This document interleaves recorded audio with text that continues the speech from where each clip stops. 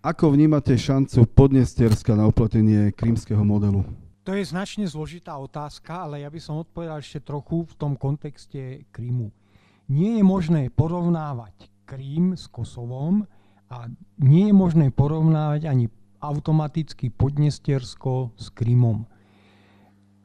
To Kosovo vzniklo ako samostatný územný útvar po dlhodobom, alebo teda po trojmesačnom skoro bombardovaní Jugoslávie. Teda to vzniklo takýmto spôsobom.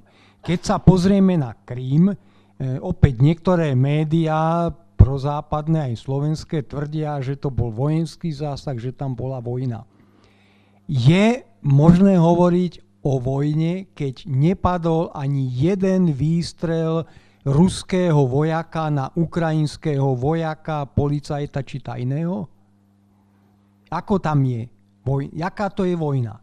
Podobne ako sa aj teraz snaží sugerovať, že ruské vojská sú pripravené na východných hraniciach Ruska a že, na západných hraniciach Ruska, na východných hraniciach Ukrajiny a že zaútočia na tie tri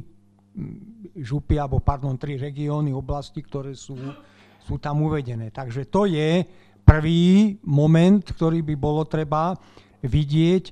Druhá vec je ešte v takom širšom kontexte. Nemusí sa s tým opäť všeobecne súhlasiť. Ale skutočne Krím sa nedostal do Ukrajiny na základe nejakého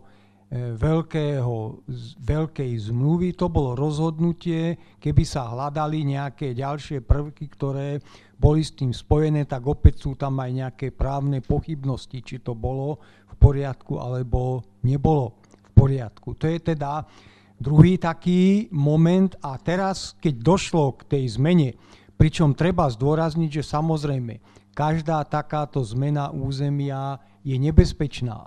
Môže sa zneužiť nielen tým, ktorý robil dobre, ale aj tým, ktorý chce robiť zle. Takže je tu tento prvok nebezpečenstva, ktorý médiá môžu zneužiť, hlavne tie, ktoré o tom nič nevedia, budú ľudí presviečať o nezmysloch. Ale ak sa objavili také výroky, že týmto skončil svet, ktorý sa dohodol v Jalte a v Postupime, to nie je pravda. Lebo podľa jalsko-postupinských dohôd ešte Krym bol súčasťou Ruska. Až v roku 1954 sa to zmení. Takže môžeme to vykladať rôznym spôsobom, ale vlastne bolo to skutočne navrátenie toho územia späť k Rusku. Je možné ukázať opäť takú vec, že teda prezident Putin to využije určitým spôsobom na svoju popularitu, na zvýšenie svojej popularity. Účastníkom tej akcie, ruským vojakom, sa odovzdáva medaila ministerstva obrany za vrátenie za vrátenie Krymu. Vytvoril sa nový rád, ale teda takýto vojenský, takže má to viaceré aspekty. A teraz tomu Podnestiersku, tam je otázka aj takej cezhraničnosti, že to nie je priamo pri ruskom území. Takže tam tieto veci takýmto spôsobom urobiť, ako sa to dalo robiť na Kryme, nie je. Tá Podnestierská oblasť je súčasťou teda iného štátneho celku. Môže sa s tým rôznym spôsobom strašiť, ale ja si myslím, že ruská vláda a prezident Putin je natoľko realistom, že v súčasnej situácii by takéto rozhodnutie neučinil, lebo by sa dostal do veľmi zložitej situácie.